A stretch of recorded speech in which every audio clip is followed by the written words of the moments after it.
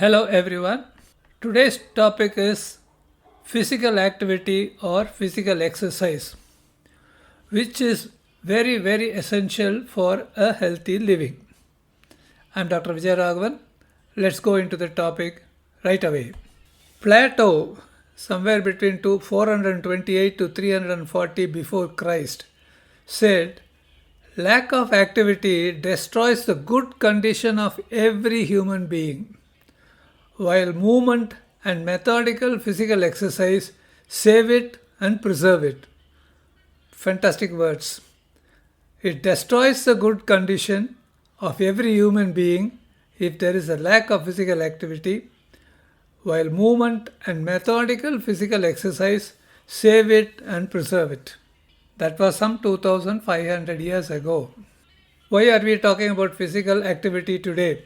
The modern lifestyle not only has led to a decreased physical activity in doing the normal day-to-day work, but also promoted human beings' dependency on machines.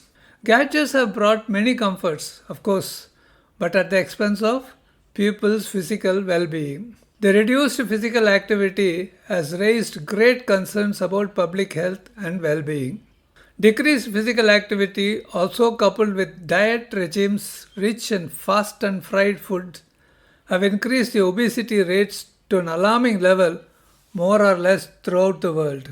So this has resulted in an increased incidences of non-communicable diseases such as diabetes, cancer, heart problems, inflammatory diseases, thus leading to increased illness and death, what we call morbidity and mortality. Lack of physical activities have become the fourth leading cause of death today. Now we talked about physical activity. What is physical activity?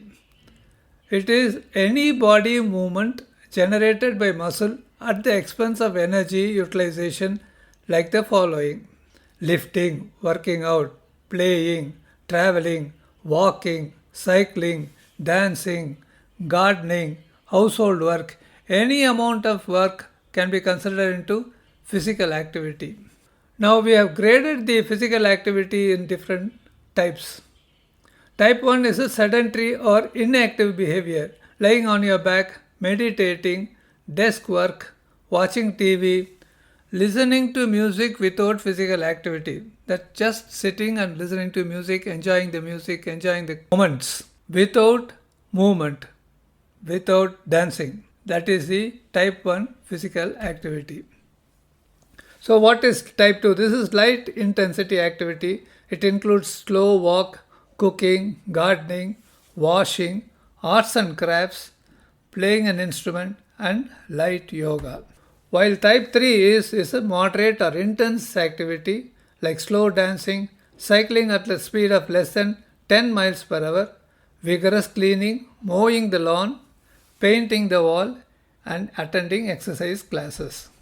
Type 4 is a vigorous intensity activity, weightlifting, laborious jobs like carrying heavy weights or farming, fast dancing, cycling at a speed of more than 10 miles per hour, and running more than 4 miles per hour. Physical inactivity leads to an enhanced risk of all causes of death. It leads to overall poor health, lower life expectancy. People without any movement or physical activity live shorter than people having a proper physical activity. It shows a high rate of illness and deaths in patients with underlying diseases like blood pressure, diabetes, heart disease, lung disease. If somebody with lung disease is doing a certain amount of physical activity, whatever is possible for him, his life expectancy is more than a person who doesn't do physical exercise. Physical inactivity leads to obesity, and obese people cannot do physical activity, and lack of physical activity leads to obesity. It's completely interlinked. So what does physical activity do? Increased physical activity such as adding an hour of walk weekly could significantly improve the overall health and reduce the risk of death. Just keep walking at least for an hour every week. Vigorous or high intensity physical activity stimulates the body system, exerts positive effects on overall health condition. Strong aerobic or endurance activities like swimming or fast running or walking 150 minutes per week reduces the blood pressure and type 2 diabetes. It improves the lipid profile and decreases the risk of heart disease. So weight endurance or weight supporting exercise like skipping, jumping, weight training, using playground equipments lead to development of healthy bone mass, bone health and muscle power. We all know about bodybuilding using equipments. Let's see what is the influence or effect of exercise on different organs. Take for example the heart. Regular exercise improves the heart contraction and relaxation and effective pumping of blood, enhancing the circulation. It increases the lung capacity to facilitate oxygen intake. Most importantly, it alters the blood lipid profile by increasing the ratio of protective high-density lipoprotein, what we call as good cholesterol, otherwise reported as HDL in your laboratory reports, to low-density lipoprotein, which is called LDL or bad cholesterol. So it increases the ratio of good cholesterol as against the bad cholesterol. It enhances the usage of fat as fuel, leading to reduction of heart disease and stroke. What is its effect on diabetes? Physical activity reduces the risk of type 2 diabetes in both men and women. Reducing the risk of having type 2 diabetes, people with obesity or diabetes running in families or impaired glucose tolerance, if they do regular brisk exercises, their risk of developing this disease is at least delayed. Physical activity reduces the risk of diabetes by long-term and short-term improvement in insulin action for better glucose control. In older men, exercise training for 2 months shows a significant improvement in their fasting glucose levels. Coming to physical exercise or physical activity and obesity. Obesity has a strong correlation with physical inactivity. We all know about this. It's a common observation that people having sedentary lifestyle tend to gain weight over time and become obese. Those having regular exercise have a higher metabolic rate and are lean. Less physical activity means less energy expenditure, which results in weight gain over time. Westernized food regime, which is contributory to obesity, includes fried or fat-rich food coupled with high sugar and salt intake. Westernized food regime has less vegetables and fruits and more red meat. And we all know that westernized food regime leads to obesity. Along with this diet, inadequate physical activity with more sedentary lifestyle is a major cause of increased obesity and overweight. Physical activity coupled with proper food intake has an inverse effect on weight gain and obesity. This is what we are driving at all the time. High physical activity leads to high energy expenditure and correspondingly reduction in stored fats. Obese people or overweight people have lot of fat stored. Another very important point which many of us do not know is the relation between physical activity and cancer.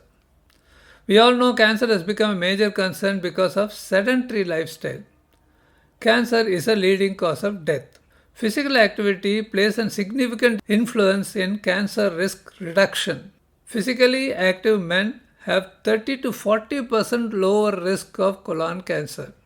All that you got to do some physical activity, your chance of getting a large bowel cancer is reduced by 40%. Physically active women have 20 to 30% lower risk of breast cancer. Now, breast cancer is directly connected to obesity. Other cancer risks which are reduced are urinary bladder cancer, lung cancer. It is less in patients, even in smokers or non-smokers, if there is physical activity. Obesity is a leading cause of endometrial cancer. This endometrial cancer is seen less in highly active, physically active women. It reduces the risk of uterine cancer, food pipe cancer, otherwise called esophageal cancer, kidney cancer, and stomach cancer. Now coming to the effect of exercise on bones and muscles. So regular exercises promotes bone density, healthy joint, strong muscles, tendons and ligaments, and optimum growth and development. It will develop functional ability for elderly individuals to lift, carry and climb stairs. It lowers the risk of osteoporosis or thinning of the bone and hip fractures. Let's talk about mental health. Mental state can be indeed enhanced by exercise. It can lessen the effect of depression by elevating mood and sensation. You feel happy that you did 1 hour of swimming, 1 hour of jogging, and you come back, you feel fresh and you are mentally energized. It can improve awareness of stress and sleep efficiency. It helps in young people learning and judgment abilities and their academic performance. It enhances in older people short-term memory, planning and decision making. Mild and moderate mental health disorders including depression and anxiety may be effectively managed by engaging in physical activity. Increased aerobic exercises or strength training have been proved to dramatically improve depressive symptoms. Regular exercise appears to have benefit comparable to those of meditation or relaxation for anxiety symptoms and panic disorder. We all know that people go into meditation to control anxiety symptoms, and now it is proved that regular physical exercise also does the same thing. How much of physical activity should be done is the next question. So what are the recommendations for physical activities for various ages? Preschool children are always active whenever they are up and awake. Growing children should have at least 1 hour of physical activity. Adults should have at least 150 minutes of moderate intensity physical activity per week.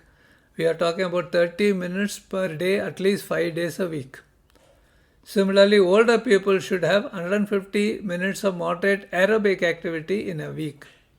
Adults with diseases like diabetes, blood pressure, lung issues should have 150 minutes of moderate intensive aerobic activity per week.